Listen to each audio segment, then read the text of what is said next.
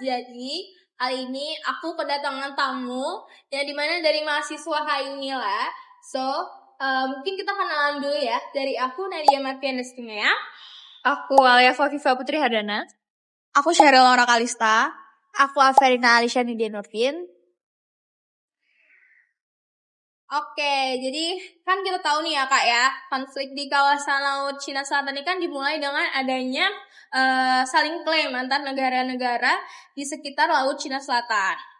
Beberapa alasan menjadi faktor konflik, salah satunya itu kan keberadaan cadangan minyak bumi yang melimpah, gas alam, serta sumber daya perikanan yang merupakan salah satu yang terbesar di dunia nih. Jadi aku mau nanya nih, menurut kakak, gimana sih pandangan kita ngelihat si Laut Cina Selatan ini? Mungkin dari Kak Ayah dulu. Gimana nih Kak melihat strategi kebijakan luar negeri di Laut Cina Selatan? Apakah lebih didorong oleh faktor keamanan, ekonomi, atau ambisi geopolitik? Menurut Kak Ayah gimana? Jadi China sendiri itu menganggap Laut Cina Selatan itu sebagai lifeline untuk keamanan energi dan juga ekonomi. Seperti yang tadi udah sempat disebutkan oleh Nadia, 80% pasokan perdagangan itu berasal dari Laut Cina Selatan. Minyak, ikan, bahkan sumber daya alam dan juga barang-barang lainnya itu berasal dari sana. Tapi sebenarnya terlebih lagi China sendiri berusaha mengklaim Laut Cina Selatan itu karena ada kepentingan keamanan di sana.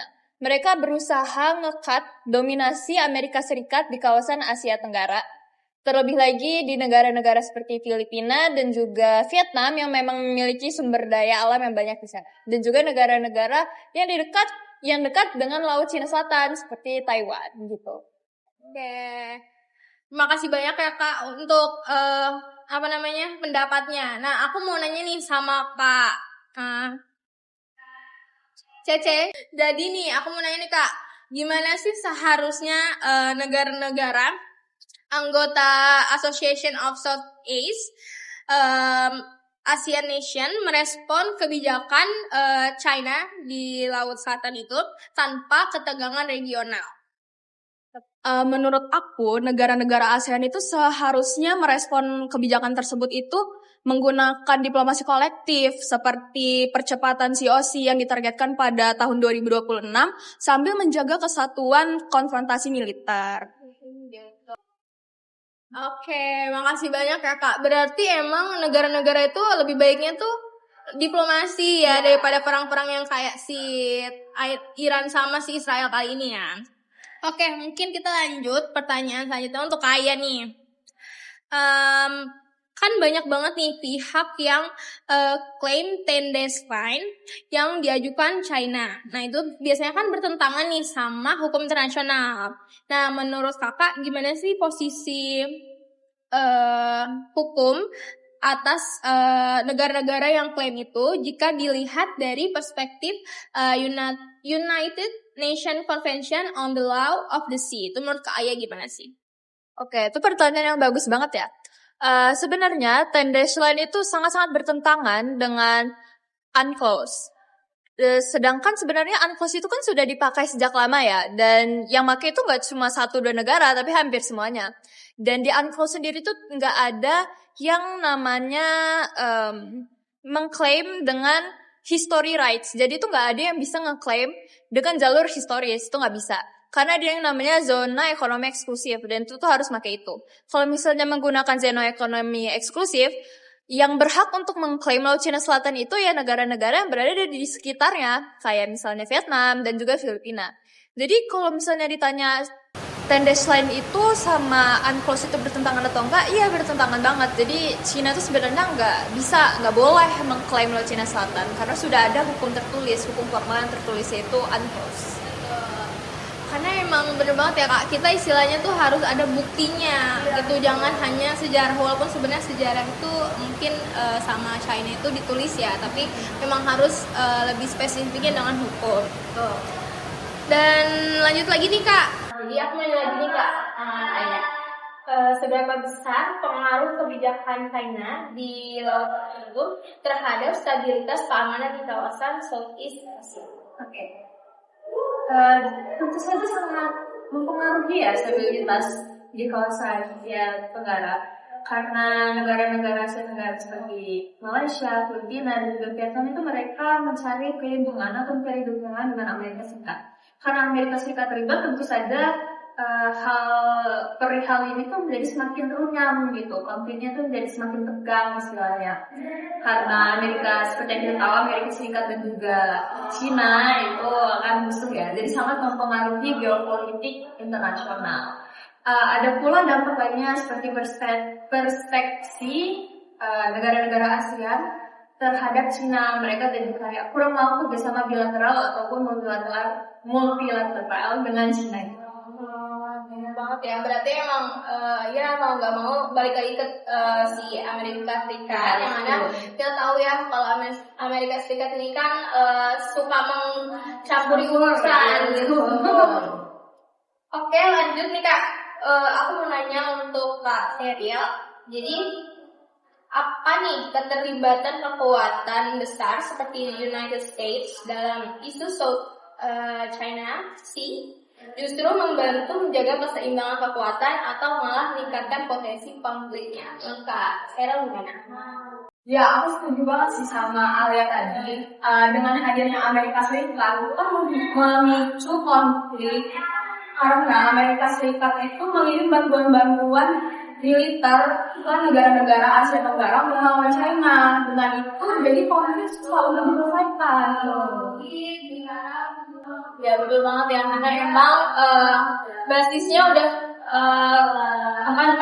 iya betul. Jadi kalau makin Amerika itu makin ruwet banget. Ini buat kaya sih.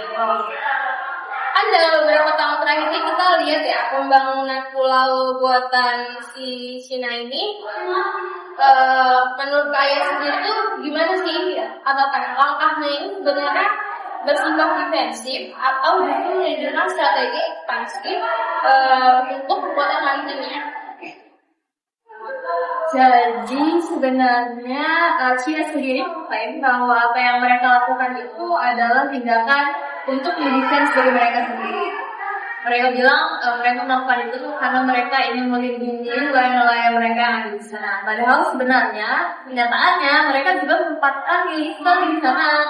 Jadi dapat dibilang kalau misalnya apa yang mereka lakukan itu bukan untuk mendefense diri sendiri, tapi malah untuk ekspansi militer maritim.